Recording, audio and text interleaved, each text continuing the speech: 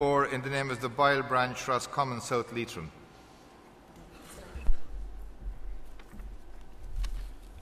Good morning, comrades. I'd just like to clarify it in relation to amendment. The optimal result, of course, would be the entire repeal of that section. I'd like to endorse the previous speaker's views.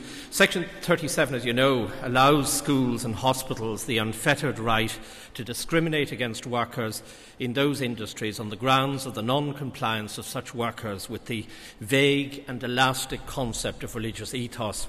As the law of the land, it has a chilling effect on the transmission of ideas and the delivery of medicine.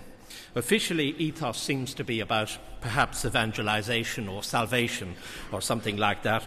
Ethos, of course, also could be about much more venial things. It acts as it's sufficiently elastic to act as a concept, or to act as a cover for private advantage and private interests, for getting relations into employment and posts of responsibility, to cover up child abuse, or indeed simply to mask a delight of a clique in the exercise of a provincial and feudal power.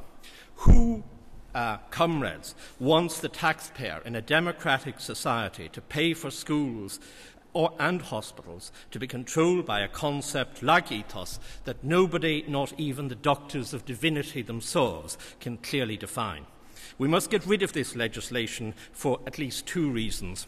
Firstly, these owners might kindly note, for example, the 2009 Trinity College HSE report showing that homophobic bullying in such schools accounts for large numbers of suicides in Ireland. It is regrettable that the owners and managers of these places have not had either the in my respectful submission, the guts or the dignity to own up to the responsibility for such suicides. Salvation hasn't done a lot for suicides, comrades. Secondly, the absolute title to schools and hospital grounds can be used by these owners to win in any argument against any mere intellectual grounds or any idea that the better argument in debate should prevail. This constitutes a fundamental confusion between intellectual grounds and physical grounds. The better argument counts for nothing here. John Stuart Mill said somewhere that it was better to be a dissatisfied human being than a satisfied pig. Mill may have underestimated pigs, or he may have considered them incapable of thought.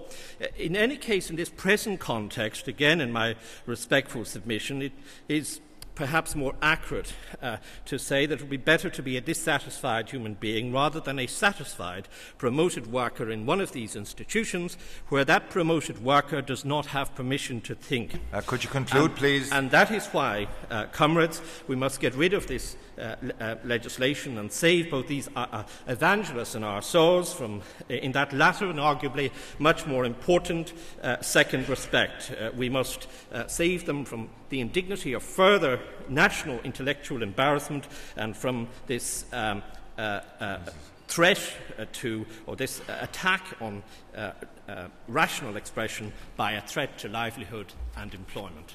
Thank you, comrades.